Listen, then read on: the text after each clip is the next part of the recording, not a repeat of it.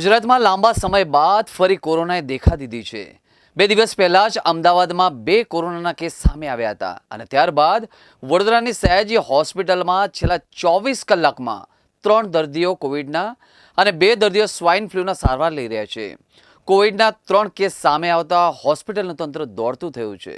ગુજરાતમાં ફરી કોરોનાએ દેખાઈ દીધી છે। વડોદરાની સયાજી હોસ્પિટલમાં 24 કલાકમાં કોવિડના 3 કેસ, સ્વાઇન ફ્લૂના પણ 2 દર્દી સારવારમાં છે।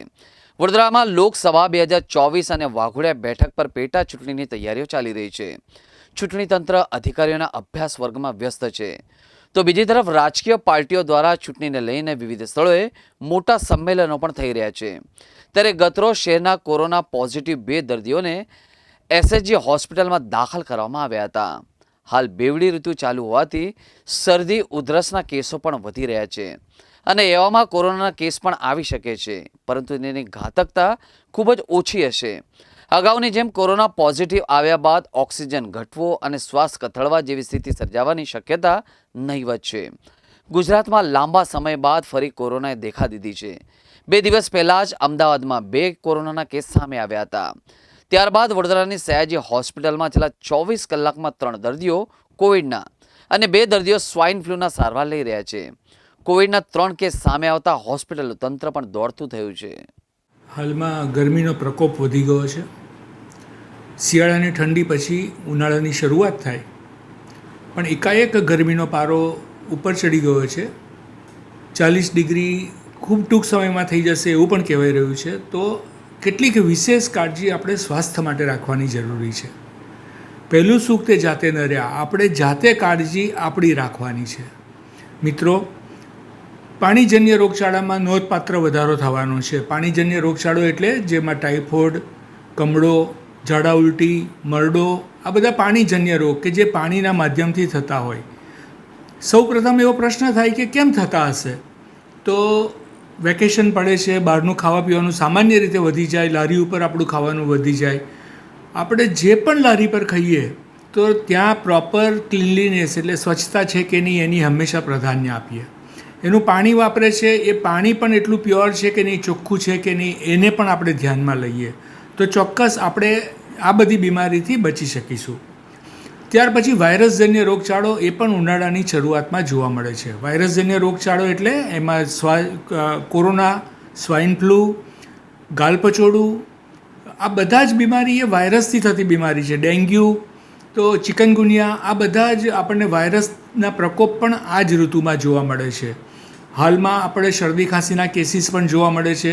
કેટલાક કેસમાં ડેન્ગ્યુ પણ પોઝિટિવ આવ્યા છે, કેટલાક કેસમાં કોરોના પણ પોઝિટિવ આવ્યો છે। મિત્રો, આપણે કોરોનાના જે પોઝિટિવિટી આવે એનાથી ગભરાવાની કે ડરવાની જરૂર નથી, પણ હા, આપણે એલર્ટ ચોક્કસ રહેવાનું છે। આદરણીય વડાપ્રધાન શ્રી નરેન્દ્રભાઈ મોદી દ્વારા જે 220 કરોડ કોરોનાના ડોઝ વેક્સિન્સ જે આપવામાં આવ્યા છે ને, એનાથી આપણી જે પ્રતિકારક શક્તિ છે, ઇમ્યુનિટી પાવર છે, એમાં નોંધપાત્ર વધારો થયેલો છે। એટલે હવેના કોરોનાના કેસીસ જે આવે છે એ ઘાતક નથી, પણ નિદાનસર એનું સમયસર નિદાન થવું ખૂબ આવશ્યક છે। એમાં જે કાળજી રાખવાની છે આપણે એ SMS એટલે સોશિયલ ડિસ્ટન્સ, માસ્ક અને સેનિટાઇઝેશન। સેનિટાઇઝેશન દરેક વ્યક્તિએ કરવાનું છે। માસ્ક જે લોકો અફેક્ટેડ છે, જે શરદી ખાંસીવાળા દર્દીઓ છે, એમને માસ્કનો ઉપયોગ કરવાનો છે, જેનાથી બીજા વ્યક્તિમાં આનું સંક્રમણ રોકી શકીએ। અને સોશિયલ ડિસ્ટન્સ એ તો એક સામાન્ય વસ્તુ છે કે આપણે દરેક જગ્યાએ હાથ મિલાવીએ, પછી હંમેશા હાથ ધોવાનો આગ્રહ રાખીએ। આપણે સીધો હાથ મોઢા પર સ્પર્શ ન કરીએ તો આ બધા વાયરસજન્ય રોગચાળાથી આપણે બચી શકીશું। ત્યાર પછી જે રોગ જોવા મળે છે એ ગરમીને કારણે સનસ્ટ્રોક, જેને આપણે લૂ લાગી એવું કહીએ છીએ। તો આ ખૂબ સામાન્ય ઘટના છે, પણ અતિ ગંભીર ઘટના છે મિત્રો।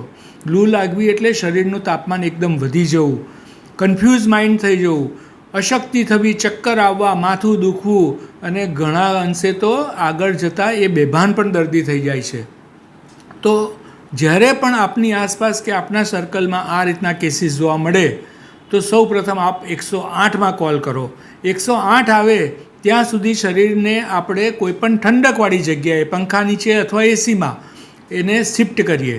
શિફ્ટ કર્યા પછી કપડાં ઢીલા કરી દઈએ। કપડાં ઢીલા કરીએ પછી એને આઈસ પંચ એટલે ઠંડા પાણીના પોતા મૂકીએ અથવા બરફ ઘસીએ એના શરીરે કે જે કેમ કરીને એનું તાપમાન ઠંડુ પડે. એનાથી બચવા શું કરવું જોઈએ એ અતિ મહત્ત્વનું છે મિત્રો. તો ગરમીમાં જ્યાં જરૂર ન લાગે ત્યાં આપણે જવાનું ટાળીએ.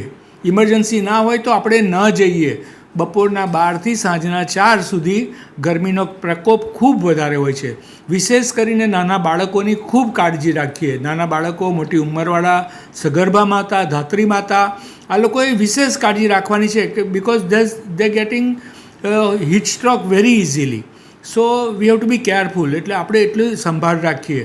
અને મિત્રો, પાણી પ્રવાહી ઓછામાં ઓછું 3થી 4 લીટર પ્રવાહી આપણે રોજનું જાય એવું જોઈએ.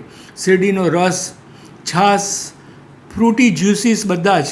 આપણે કોલ્ડ્રિંકને એવોઇડ કરીએ આપણે, કારણ કે કોલ્ડ્રિંક્સ પીવાથી ઘણા બધા નુકસાન થતા હોય છે. પણ શેરડીનો રસ બરફ વગરનો, લીંબુનું પાણી, ફ્રૂટી જ્યુસીસ બધા જ, એટલે તરબૂચ છે, સકરટેટી છે, દ્રાક્ષ છે, ઓરેન્જ છે, આ બધાનું સેવન આપણે મેક્સિમમ માત્રામાં ઉનાળા દરમિયાન કરવું જોઈએ, જેનાથી આપણે તંદુરસ્ત રહીએ, આપણે સશક્ત રહીએ અને કોટનના કપડાં પહેરીએ, સફેદ કપડાં પહેરીએ કે જેનાથી ગરમી આપણને ઓછી લાગે મિત્રો.